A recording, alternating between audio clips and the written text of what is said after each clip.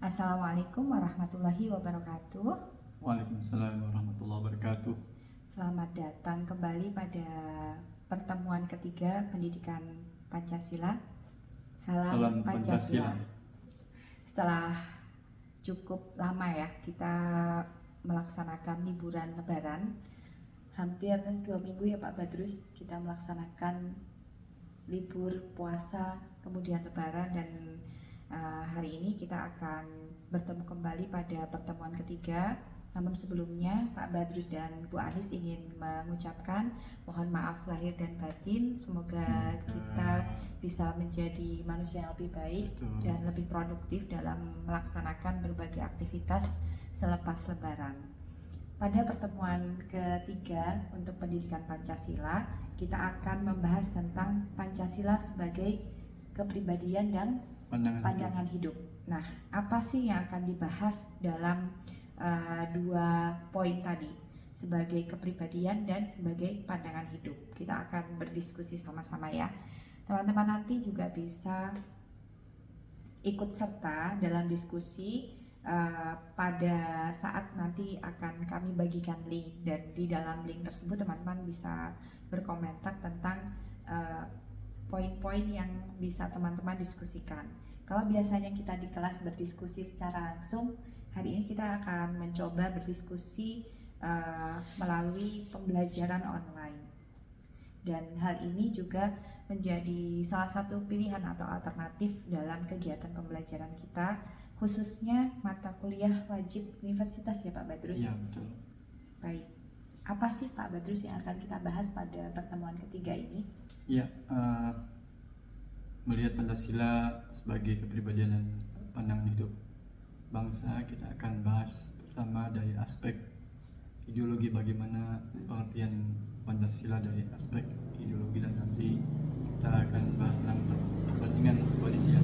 Perbandingan ideologi Pancasila dibandingkan dengan ideologi lain di dunia seperti apa. Ya, jadi pada pembelajaran pendidikan Pancasila ini kita tidak hanya berpikir untuk menghafalkan apa itu ideologi, apa itu sila dalam Pancasila, tapi juga harus mampu memaknai setiap poinnya dalam kehidupan sehari-hari. Tidak saja Pancasila itu sebagai teks yang kita ucapkan setiap ada upacara bendera Pak Badrus, tapi ternyata Pancasila yang dikatakan sebagai ideologi tadi juga mampu menjadi kompas ya barangkali. Pedoman hidup kita ya, kompas, pedoman hidup, dan juga payung dalam langkah perjalanan kita. Betul sekali. Nah, dari aspek ideologi ini kita akan melihat semacam pertanyaan besar bonusnya, apakah Pancasila ini masih relevan atau tidak dalam kehidupan kita secara pribadi maupun berbangsa dan bernegara. Itu juga pertanyaan penting untuk didiskusikan. Betul. Dan nanti teman-teman juga akan mendapatkan kesempatan untuk menjawab barangkali pertanyaan Pak Badrus tadi ya. Apakah masih relevan ideologi Pancasila dalam kehidupan kita di era modern ini? Kita yang melangkah dari 4.0 mungkin menuju era 5.0 ya, gitu. Baik. Nah, sebagai ideologi, di dalamnya ada berbagai macam hal yang perlu kita bahas. Betul. Kira-kira poin apa saja sih yang paling penting yang harus kita diskusikan membicarakan tentang Pancasila sebagai ideologi bangsa, Pak Badrus? Ya, beberapa poin penting yang perlu kita lihat adalah bagaimana nilai dasar dasar Pancasila ini, dan apakah Pancasila ini sudah memenuhi cita-cita kita bersama. Ya, masuk dalam kriteria dua itu ideologi, ya. Betul. Nilai, kemudian dan sebagai cita-cita bersama, kemudian juga pandangan hidup. Betul. Dan pandangan hidup dalam berbangsa dan bernegara. Baik, dan apalagi yang keempat? Dan juga pedoman kita dalam bertindak. Oke. Jadi 4 aspek ini sangat penting untuk kita dalami dan kita gali. Betul. Karena tidak hanya berkaitan dengan kehidupan sehari-hari kita sebagai manusia secara pribadi, namun juga bagaimana ideologi tersebut ternyata mampu membimbing kita untuk menjadi manusia yang mampu bersosialisasi dengan baik di lingkungan masyarakat. Dan juga kondisi di dunia yang disruptif nih Bu Anis, Baik. yang tidak stabil ini, Iya, kita memerlukan Pancasila sebagai pedoman hidup kita. betul. Dan yang lebih besar lagi tentu saja menjadi pembimbing bagi kita dalam melaksanakan kehidupan bernegara. Betul, betul sekali Bu Anis. Nah, untuk melaksanakan berbagai unsur-unsur penting dalam kehidupan tersebut, maka ideologi Pancasila pada dasarnya dapat disebut sebagai sistem nilai dan juga gagasan dasar. Nah, bagaimana proses melaksanakan itu dalam kehidupan sehari-hari? Apakah setiap manusia bisa melaksanakannya atau kita harus belajar dulu baru melaksanakan? Saya kira setiap warga negara Indonesia bisa melaksanakannya, karena sebagai sistem nilai Pancasila sebenarnya sudah ada di dalam kebudayaan bangsa Indonesia, masyarakat Indonesia. Betul. Jadi Pancasila ini digali dari dalam sejarah kebudayaan bangsa, Bu Anis. Betul. Ya, seperti yang disampaikan oleh Bung Karno sendiri ya. Betul. Ketika Pancasila itu dilahirkan pada 1 Juni, beliau tidak menyebutkan bahwa beliau dan tim yang menciptakan Pancasila, tapi Pancasila itu merupakan hasil dari penggalian yang sangat dalam dari nilai-nilai luhur bangsa Indonesia. Bisa dikatakan Pancasila itu sebagai harta karun Nusantara dan yang sekarang kita kenal sebagai bangsa Indonesia. Betul banget.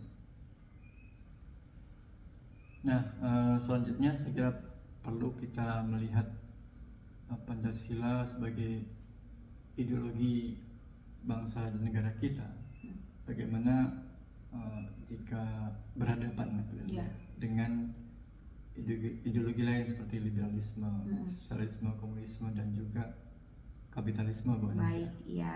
Jadi kita sebetulnya juga diberikan banyak pilihan ya ketika belajar, ketika membaca tentang ideologi liberal yang memberikan kebebasan penuh terhadap individu. Kemudian apalagi Pak Badrus? Dan sosialisme yang di mana mengutamakan keadilan sosial.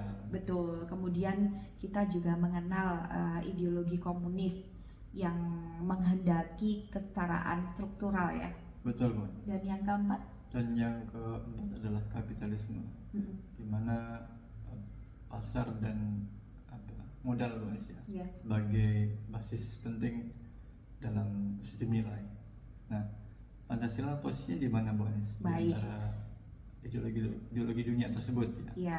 Jadi selain 4 ideologi kontemporer yang tadi disebutkan, ada ideologi lain yang menarik untuk selalu dibicarakan, utamanya bagi kita sebagai bangsa Indonesia. Betul. Maka tadi Pak Badrus menyampaikan bahwa posisi ideologi Pancasila itu ada di mana di antara 4 ideologi tadi. Betul. Kira-kira pertanyaan ini akan kita diskusikan sekarang atau ini sebagai pertanyaan pemantik ya, barangkali untuk teman-teman. Nah, pertanyaan pemantik itu akan lebih dalam lagi karena kita nanti akan mendiskusikan tentang 4 ideologi yang sudah kita bahas tadi. Apakah ada yang sesuai dengan bangsa Indonesia? Bangsa Indonesia yang pada pertemuan lalu kita sudah membahas bahwa kita ini berbeda dengan bangsa Amerika, Pak Badrus. Betul. Kalau bangsa Indonesia itu merupakan bangsa yang berbineka, yang berbeda namun tunggal ika. Betul. Berbeda tapi tetap satu. diakui perbedaannya dan dianggap menjadi satu. Kalau kita melihat negara yang lain seperti Amerika adalah mereka berbeda-beda datang ke satu tempat, ke satu tanah, tapi ketika mereka bersatu di dalamnya, perbedaan itu harus disamakan. Perbedaan itu dihilangkan menjadi satu kesatuan atau menjadi negara Amerika. Nah, itu yang membedakan kita misalnya dengan Amerika. Kita juga berbeda misalnya dengan Korea Utara. Betul. Kalau kita bebas untuk mengeluarkan pendapat, kita boleh berorganisasi, betul, kita boleh berdiskusi dengan terbuka maupun tertutup. Tapi kalau kita melihat ke Korea Utara, apakah itu bisa dilakukan? Iya, perbedaannya sangat jauh, Bu Nis. Korea Utara sebagai negara kita sebut di bawah kepemimpinan otoriter, dan ini mencerminkan bahwa Pancasila adalah ideologi yang terbuka, yang dimana kita bisa melihat banyak sisi positif di situ yang kita bisa mengisi, bisa partisipasi sebagai warga negara, dan tanpa khawatir atas tekanan dari atasan, dari pemerintah, karena ada jaminan undang-undang. Jadi kita memiliki kebebasan untuk menyampaikan pendapat. Betul. Kemudian untuk berkumpul dan menyatakan suara kita. Betul. Dan hal tersebut tentu kebebasan tersebut tidak dimiliki oleh setiap warga negara di dunia ini, karena masing-masing memiliki ideologinya sendiri-sendiri. Betul. Nah, karena kita berasal dari keragaman yang berbeda tadi, apakah keempat ideologi yang tadi kita sebutkan itu sesuai apa tidak gitu ya? Apakah memang Pancasila ini yang memang menjadi yang paling pas untuk menjadi alas, menjadi ruh dari perjalanan kita? Betul, Bu Anis. Dan dari dibandingkan dengan empat ideologi tadi, artinya Pancasila dianggap fleksibel, Bu Anis. Fleksibel, terbuka. Kita ada di tengah-tengah semua ideologi yang ada di dunia ini. Dan karena itu sebenarnya yang kita syukuri adalah keragaman bangsa Indonesia ini terwadahi dari ideologi Pancasila ini yang fleksibel tersebut, Bu Anis. Keragamannya terwadahi, keragamannya diakui, dan boleh mengekspresikan sesuai dengan keragaman itu sendiri. Betul. Maka ketika kita sudah membahas perbedaan antara ideologi yang ada di luar Indonesia, ada 4 ideologi tadi, kemudian dibandingkan dengan ideologi Pancasila yang menjamin keterbukaan, maka apa sih tantangan yang kita hadapi saat ini, Pak Badrus? Ya, tantangannya adalah kita akan mengalami tekanan, Bu Anis, misalnya dalam contoh kasus pertama yang akan kita bahas adalah di era digital nih, Bu Anis. Bagaimana proses demokratisasi kita mendapat tantangan dari era digital. Tekanannya adalah diantaranya banyak berita hoax, Bu Anis. Berita hoax yang mengancam kehidupan politik kita, kehidupan masyarakat kita, dan itu menjadi tantangan penting dalam kita berbangsa bernegara di Indonesia. Maka dalam menghadapi itu, masing-masing dari kita harus punya cara untuk mengatasi hoax di media sosial. Betul. Kemudian bagaimana menghadapi situasi dengan berbagai macam informasi yang tanpa batas. Betul. Bagaimana cara memfilter informasi tersebut? Apakah jawabannya adalah Pancasila ini, Pak Badrus? Kenapa jawabannya Pancasila, Bu? Karena sebagai cara pandang hidup dan pedoman kita dalam sebagai pribadi bangsa, kita dituntut untuk bertanggung jawab sebagai warga yang bertanggung jawab. Ketika mengeluarkan pernyataan melalui media sosial, kita sebagai warga yang bertanggung jawab, maka kita akan lebih hati-hati, tidak menyebarkan berita bohong lewat media sosial, dan juga kita lebih hati-hati. Oke, Bu Anis, terkait dengan Pancasila menghadapi tantangan, Bu Anis, di era digital ini, bagaimana Pancasila sebagai filter dari derasnya arus informasi melalui media sosial dan juga melalui media elektronik lain, dan seringkali hoax ini menjadi gangguan manusia dan ancaman bagaimana kita bermasyarakat, berbangsa dan bernegara. Di tengah kebebasan yang tanpa batas, setelah globalisasi itu terbuka seluas-luasnya, maka sebenarnya Pancasila ini berperan, tadi Pak Badrus menyampaikan, sebagai filter. Namun pada dasarnya Pancasila sesungguhnya tidak menolak keterbukaan itu. Betul. Nah, sebagai ideologi terbuka yang tadi sempat kita bahas, maka hal ini sangat berkaitan ya.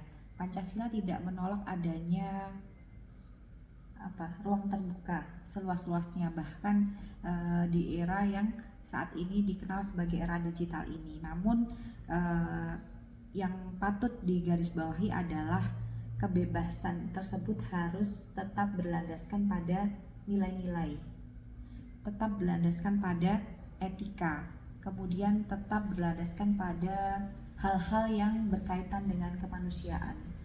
Maka ketiga poin tersebut akan tetap menjadi panduan kita dalam berbangsa, yaitu memperkuat hubungan satu dengan yang lain dalam rangka persatuan bangsa. Betul. Nah, pribadi yang diharapkan seperti apa, Bu Anis, yang kita melaksanakan nilai Pancasila? Ini pribadi yang bertanggung jawab. Betul. Atas apa yang kita lakukan. Misalnya ketika kita menerima informasi yang tidak benar, hoax gitu, maka kita sebagai pribadi yang bertanggung jawab, kita menyetop, tidak men-share hoax tersebut. Atau kita ketika bermedsos juga bermedsos yang bertanggung jawab, Bu Anis. Betul, iya. Jadi banyak orang yang saat ini memiliki akses untuk menggunakan media sosial, khususnya mereka yang berusia di atas 16 tahun ya, dengan undang-undang terbaru. Betul. Nah, maka dari itu sebagai mahasiswa, utamanya yang berpayung UIN Jakarta, kita juga harus melaksanakan poin-poin dalam Pancasila sebagai filter tadi. Barangkali teman-teman adalah teman-teman generasi digital yang mampu dan mudah untuk memfilter berbagai macam informasi. Ini hoax atau ini benar, ini berita bohong atau ini bukan, ini AI atau ini bukan.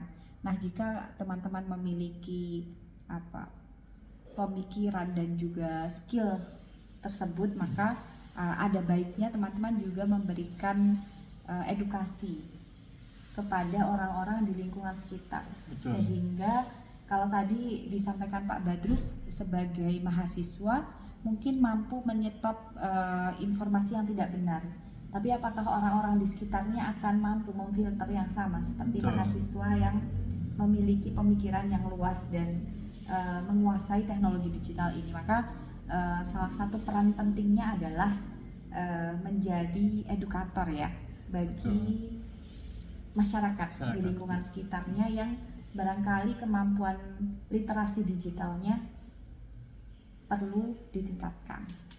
Ya, selain kita sebagai edukator, tentu saja sebagai mahasiswa kita perlu menjadi contoh buat saya. Contoh bagaimana bermedsos secara bijak. Betul. Bagaimana menyalurkan informasi yang benar Iya. secara bijak dan bertanggung jawab juga. Betul. Iya. Jadi setelah tadi kita membahas contoh kasus yang pertama, kemudian kita juga akan membahas Pak Badrus, apa sih perbedaan antara ideologi terbuka dan ideologi tertutup. Kalau tadi kita membahas tentang Pancasila sebagai ideologi terbuka. Betul. Dan membandingkan dengan negara-negara lain. Maka sekarang kita coba cermati satu persatu beberapa ciri dari ideologi terbuka dan beberapa ciri tentang ideologi tertutup. Yang pertama, ciri dari ideologi terbuka itu adalah fleksibel dan adaptif. Jadi sebagaimana tadi sudah disampaikan bahwa Pancasila itu sangat fleksibel. Pancasila tidak hanya mampu hidup pada era saat ini, era digital, namun juga mampu hidup ratusan tahun yang lalu. Betul, yaitu sebagai pedoman dari nenek moyang kita dalam mengadopsi misalkan ajaran saling menghormati antar umat beragama. Betul. Maka selain di masa lalu, masa kini, Pancasila ini akan tetap menjadi pedoman yang fleksibel sekaligus adaptif. Betul. Di masa yang akan datang. Maka apa sih bedanya Pak Badrus Pancasila sebagai ideologi terbuka dengan ideologi tertutup? Nah, perbandingannya dengan ideologi tertutup adalah kalau Pancasila itu fleksibel dari manusia, maka ideologi tertutup ini kaku dan dogmatis.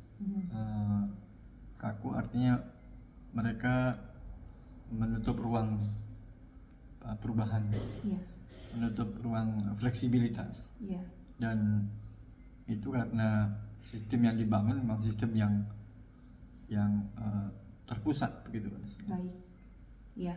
Jadi itu perbedaan pertama ya, fleksibel dan adaptif untuk ideologi terbuka, kemudian kaku dan dogmatis untuk ideologi tertutup.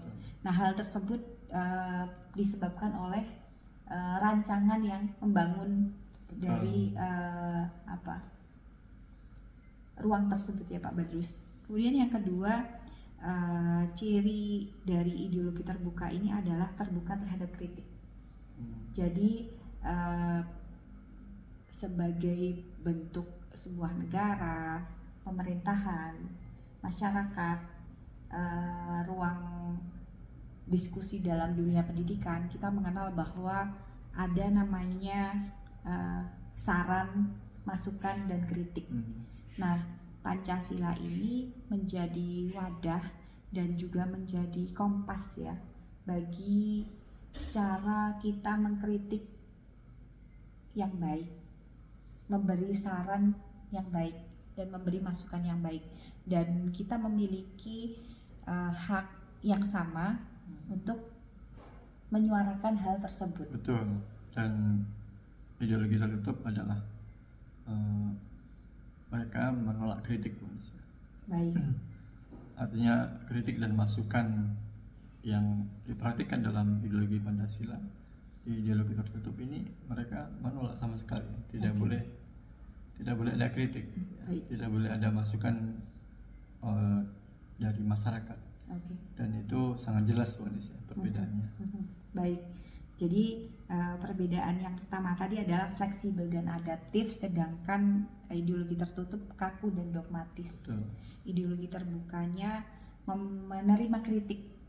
Kalau ideologi tertutup adalah menolak kritik. Kemudian ciri yang ketiga adalah demokratis Pak Badrus. Lalu ciri yang ketiga dari ideologi tertutup itu adalah otoriter. Ya. Baik, bagaimana? Kalau demokratis tentunya teman-teman sudah pernah membahasnya ya pada perkuliahan sebelumnya dalam pendidikan kewarganegaraan misalnya. Betul. Sebagai masyarakat kita memiliki kesempatan untuk berpendapat, untuk menyuarakan gagasan, untuk memilih untuk didengar pendapatnya. Betul. Lalu apa sih perbedaannya dengan ciri ketiga dari ideologi tertutup, yaitu otoriter, Pak Badrus? Betul. Nah, di ciri dari otoriter seperti apa, Pak Badrus? ya ciri ideologi otoriter adalah kepemimpinan yang memang tidak menerima kritik tadi, dan contoh diantaranya adalah Korea Utara, Mbak. Baik. Negara Korea Utara, dan mungkin beberapa negara lain yang dipimpin oleh pemimpin yang otoriter, dan itu menunjukkan bahwa ideologi Pancasila ini fleksibel dan menerima perubahan, Mbak Indonesia, adaptif dan menerima perubahan, dan ini yang perlu kita pupuk, Mbak Indonesia, sebagai warga, untuk menjaga, memberi masukan tapi bertanggung jawab, itu Mbak Indonesia. Ya, jadi meskipun banyak kekurangan barangkali di sana di sini, setiap pemerintahan memiliki ciri khasnya masing-masing, tapi ada yang patut kita syukuri. Betul. Bahwa ideologi terbuka ini membimbing kita menjadi masyarakat yang juga mudah untuk menyuarakan aspirasi diantaranya. Betul. Kemudian mudah menerima informasi baru baik dari dalam maupun dari luar. Namun sebagai warga masyarakat yang baik, kita juga harus memiliki peran untuk membentengi diri sendiri, ya, bahwa nilai-nilai yang dipegang adalah nilai-nilai Pancasila yang sesuai dengan nilai-nilai kemanusiaan, nilai penghormatan terhadap sesama, nilai penghargaan terhadap orang yang berbeda dengan kita. Maka pembahasan berikutnya, Pak Badrus, kita akan masuk pada kasus yang kedua. Betul. Kalau tadi kan kasus yang pertama berkaitan dengan keterbukaan di era digital. Maka saat ini kita akan membahas sedikit tentang ekonomi digital dan keadilan sosial. Kira-kira ada kaitannya nggak sih, Pak Badrus, antara dua hal ini? Iya, sangat terkait, Bu. Sebagai di kasus kedua ini terkait dengan ekonomi digital, artinya ekonomi yang adaptif dari disrupsi yang ada. Dan Pancasila ini memberi pedoman kita, ya, bagaimana menata ekonomi kita yang pro rakyat, gitu, ya. Dan kita tetap maju atas tekanan era digital ini, Bu, dari aspek ekonomi. Dan tentu saja kita juga menjaga kepentingan sosial, ya. Bagi di Pancasila ini ada namanya keadilan sosial bagi seluruh Indonesia, dan itu mencerminkan bahwa di dalam ekonomi Pancasila ini ada aspek keadilan sosial, gitu, Bu. Ya, jadi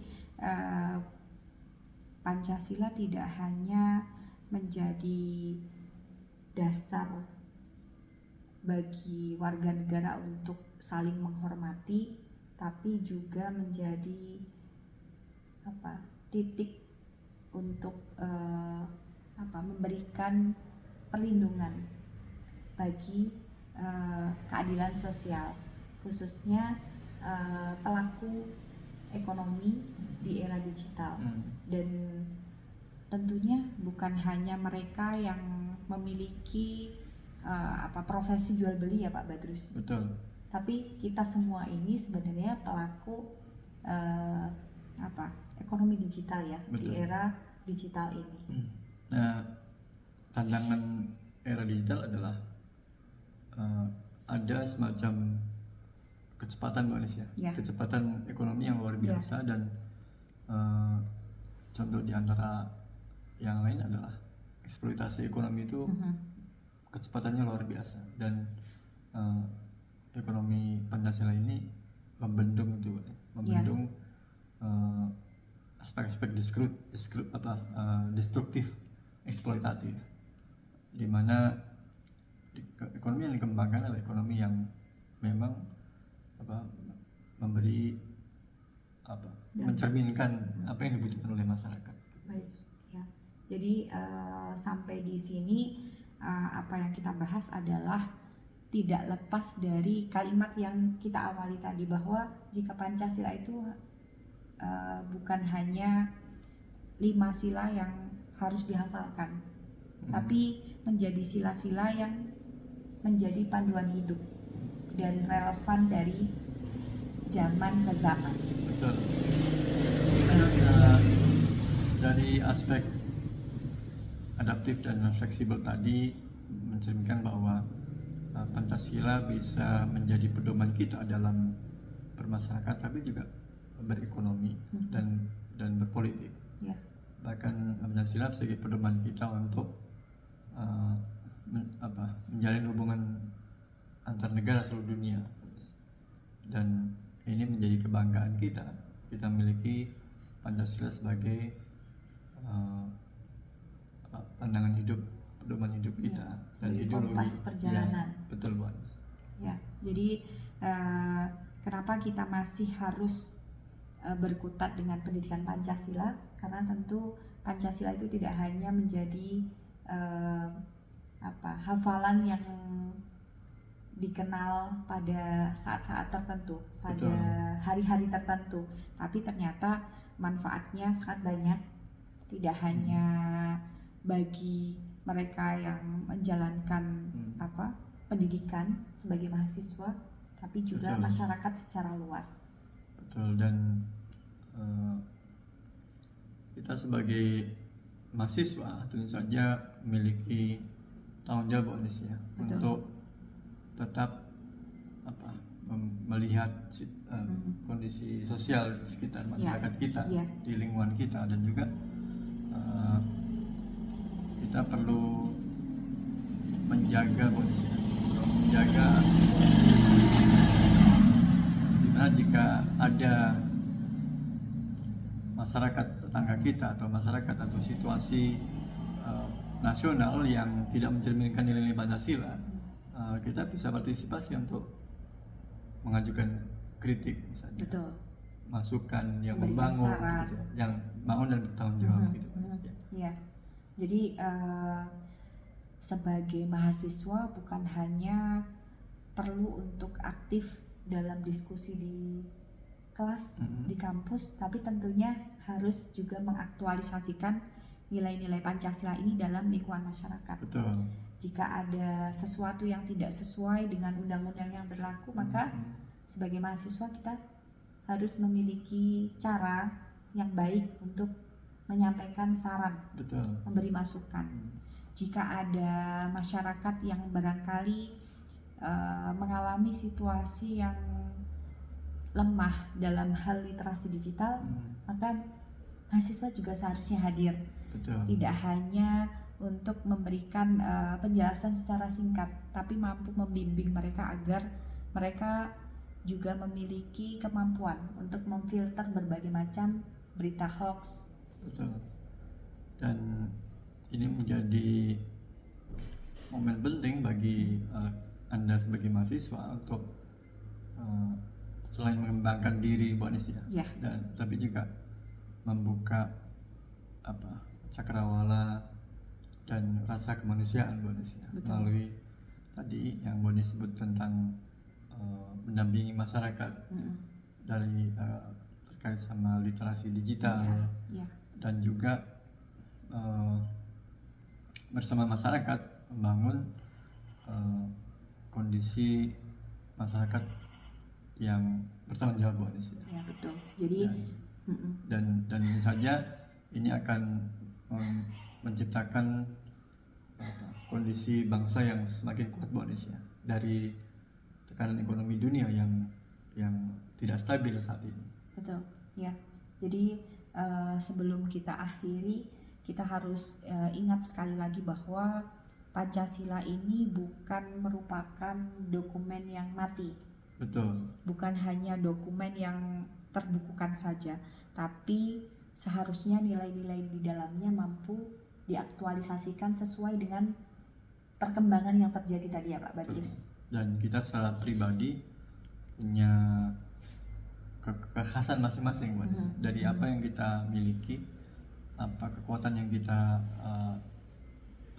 pengalaman yang kita miliki tentu saja perlu dipupuk dan dikembangkan, baik melalui pengetahuan di kelas maupun di luar kelas bersama mahasiswa lain atau di tengah masyarakat gitu. Ya. Maka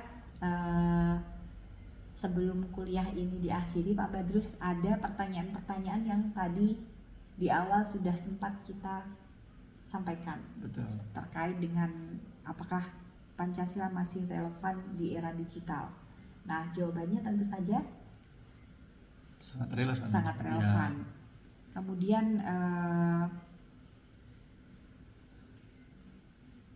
nantinya mahasiswa akan mendapatkan pertanyaan-pertanyaan juga terkait dengan misalnya bagaimana sih mahasiswa menjaga ideologi bangsa. Kemudian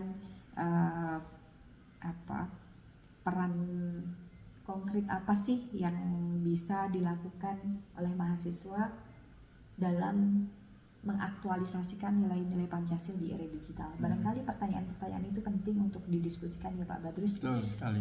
Dan masing-masing dari teman-teman semua nantinya berhak untuk menuliskan pendapatnya. Kalau sebelum-sebelumnya bisa menyampaikan pendapat secara lisan, namun pada pertemuan ketiga ini kita akan membuka ruang diskusi itu melalui tulisan. Jadi nanti setelah perkuliahan ini selesai, maka teman-teman bisa melanjutkan dengan mengisi bagian dari refleksi ya untuk pertemuan ketiga ini. Nah, dan mahasiswa tidak perlu khawatir Bu Anis ya. Ada semacam jaminan kebebasan berekspresi. Betul. Jika mengusulkan suatu atau dalam komentar misalnya memberi masukan ya, setuju atau tidak setuju terhadap tadi pendapat yang kita diskusikan. Betul. Barangkali masing-masing punya gagasan yang berbeda-beda ya. Jadi kita harapkan kelas pendidikan Pancasila ini menjadi kelas yang memberikan kesempatan kepada kita semua untuk berpendapat secara luas, namun tetap memperhatikan nilai-nilai kemanusiaan, nilai keberagaman, kemudian nilai keindonesiaan kita. Gitu ya Pak Badrus? Betul Pak Anis, dan ini menjadi bagian penting dari kita sebagai warga negara untuk bangga dengan Pancasila ini, tapi juga melaksanakan nilai-nilai Pancasila ini dalam kepribadian sehari-hari kita dan juga pedoman kita dalam bermasyarakat, berbangsa dan bernegara. Baik, ya kita pastikan bahwa Pancasila ini tetap menjadi kompas perjalanan kita dan kita usahakan terus-menerus agar nilai-nilai di dalamnya mampu terejawantahkan, teraktualisasikan dalam kehidupan sehari-hari. Terima kasih Pak Badrus. Sama-sama Bu Anis, terima kasih atas kuliah bersama hari ini. Insya Allah kita akan lanjutkan pada pertemuan-pertemuan lainnya, karena tentu saja berdiskusi bersama itu menjadi salah satu ciri dari berpancasila itu sendiri. Dan terima kasih mahasiswa Bu Anis ya yang sudah menyimak diskusi kita ini dengan baik dan berkenan untuk menuliskan hasil pemikirannya. Sampai jumpa pada pertemuan berikutnya atau pertemuan keempat. Nanti kita akan diskusikan bagaimana pertemuan 4 akan dilaksanakan. Selamat mengerjakan refleksi ya dari pertemuan ketiga ini. Terima kasih banyak. Wassalamualaikum warahmatullahi wabarakatuh. Salam Pancasila.